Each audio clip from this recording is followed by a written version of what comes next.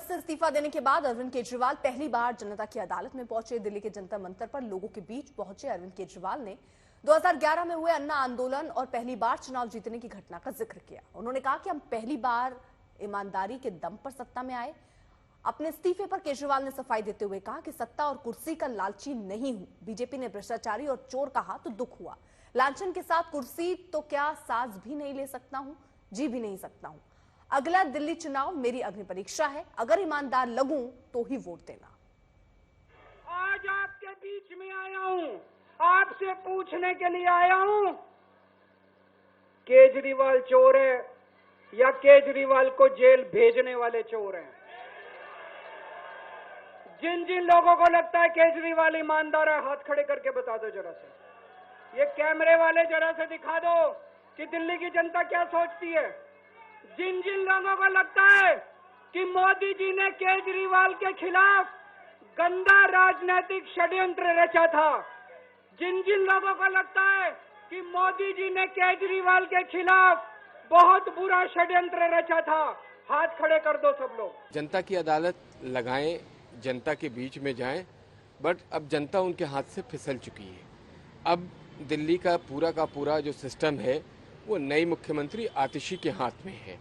और मेरी तो सिर्फ आतिशी से एक ही रिक्वेस्ट है कि जिस तरीके से पूर्व मुख्यमंत्री ने भ्रष्टाचार किया है, अगर आप ईमानदार नेता हैं, अपने आप को आंदोलनकारी कहती हैं, जनता के बीच की कहती हैं, तो उनके भ्रष्टाचार पे आप टिप्पणी करें और उनके भ्रष्टाचार को ख़त्म करने के लिए आप आगे क्या करेंगी, एक रोड मैप तैयार करें।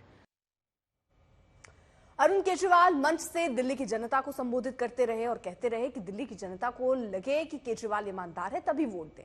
मगर बीजेपी की तरह ही कांग्रेस भी केजरीवाल पर तर्क टिप्पणी कर रही है। कांग्रेस कह रही है कि केजरीवाल का रोम रोम भ्रष्टाचार में डूबा है और 10 साल बाद फिर से वही ड्रामा कर रहे हैं। ये आने वाला चुनाव मामूली चुनाव नहीं है। ये दिल्ली का आने वाला चुनाव केजरीवाल की अग्नि परीक्षा है। अगर आपको लगता है केजरीवाल ईमानदार है तो केजरीवाल को वोट देना। अगर आपको लगता है केजरीवाल बेईमान है, मुझे कतई वोट मत देना। ये झाड़ू चुनाव चिन्ह नहीं है आम आदमी पार्टी का, ये झाड़ू आस्था का प्रतीक है। जब एक आदमी झाड़ू का बटन दबाता है तो वो मन में सोचता है कि मैं ईमानदारी का बटन दबा रहा हूं। झाड़ू का बटन दबाता है तो वो ये सोचता है कि मैं एक ईमानदार सरकार बनाने का बटन दबा रहा हूं। इस झाड़ू का बटन तभी दबाना अगर आपको लगे केजरीवाल ईमानदार है, नहीं तो इस झाड़ू का बटन मत दबाना दोस्तों। ईमानदारी से लेकर के ठेकेदारी तक का सफर पूरा करके अरविंद केजरीवाल फिर एक बार 10 साल पुराने उसी स्थान पर जा बैठे हैं। वही ढोंग, वही ईमानदारी का सर्टिफिकेट फिर बांट रहे हैं।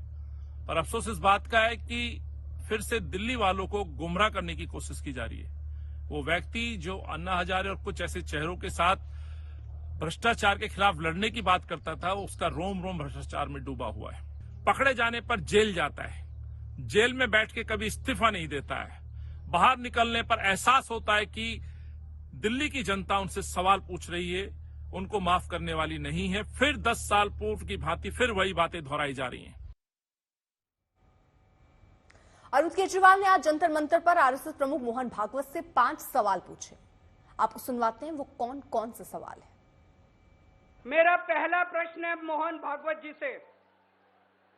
जिस तरह मोदी जी देश भर में लालच देके या ईडी और सीबीआई की धमकी देके डरा के दूसरी पार्टी के नेताओं को तोड़ रहे हैं, पार्टियां तोड़ रहे हैं, सरकारें गिरा रहे हैं, क्या ये देश के लिए सही है? मैं मोहन भागवत जी से पूछना चाहता हूं, क्या इस प्रकार की राजनीति से आप सहमत हो? क्या आप आज की बीजेपी के इन कदमों से सहमत हैं? क्या आपने कभी मोदी जी से ये सब ना करने के लिए बोला? लोकसभा चुनाव के दौरान उन्होंने कहा कि बीजेपी को अब आरएसएस की जरूरत नहीं है। आरएसएस बीजेपी की मां समान है कि नहीं है? क्या बेटा इतना बड़ा हो गया कि मां को आंखें दिखाने लग गया? तो मैं मोहन भागवत जी से पूछना चाहता हूं, क्या आप इससे सहमत हो कि जो नियम आडवाणी जी पे लागू हुआ वो मोदी जी पे लागू नहीं होना चाहिए? तो केजरीवाल जनता से संवाद कर रहे हैं और आरएसएस प्रमुख से सवाल कर रहे हैं, मगर बीजेपी भी केजरीवाल के खिलाफ लगातार प्रदर्शन कर रही है और कह रही है कि केजरीवाल का ढोंग अब चलेगा नहीं। कांग्रेस कह रही है कि आतिशी ही अब केजरीवाल को बचा सकती है, क्योंकि अब वही आरोपों की फाइल गायब कर सकती है। पिछले कुछ दिनों से हम दिल्ली में बंगले की तो लड़ाई देख रहे हैं। मैं शीश महल को तब खाली करूंगा जब मुझे बड़ा सा बंगला देगा केंद्र सरकार। तो हमें लगा कि दिल्ली की जनता को, और हमारे युवा मोर्चा ने इनिशिएटिव लिया और ये सारी एक तस्वीर लगाई है जो एक मौलिक तस्वीरें हैं उस बंगले की। दिल्ली की जनता देखे कि उनका वो लाडला बेटा, उनका वो सो कॉल्ड राजा किस ऐशो आराम से अपने परिवार सहित रह रहा था हमारी आपकी कीमत पर। एक वो कोई जनता की अदालत नहीं है, वो कार्यकर्ताओं की महफिल है जिन्हें सिखा के लाया गया है कि बस एक नारा लगाना है कि केजरीवाल फिर से मुख्यमंत्री बनेंगे। ये चीजें कामयाब नहीं होंगी। अब दिल्ली की जनता भली भांति जान चुकी है और विधानसभा का चुनाव आज करा लो, 4 महीने बाद करा लो, जीतेगी भारतीय जनता पार्टी। देखो, केजरीवाल जी एक ही हालत में दोबारा चीफ मिनिस्टर बन सकते अगर जनता ने चुना। वो बहुत बड़ा अगर है, लेकिन उसके अलावा अगर ये आतिशी जी को जो सुपारी दी गई है कि सारी फाइलें गायब कर दें, सारे सबूत मिटा दें, सारे अधिकारियों को डरा धमका दें और दिल्ली सरकार में जो कुछ इनको लपेटना लपूटना वो कर दे, तो अगर ये काम कर देगी तो केजरीवाल बच जाएंगे। नहीं तो 5-6 महीने में परमानेंट रेजिडेंट होने वाले हैं तिहाड़ के।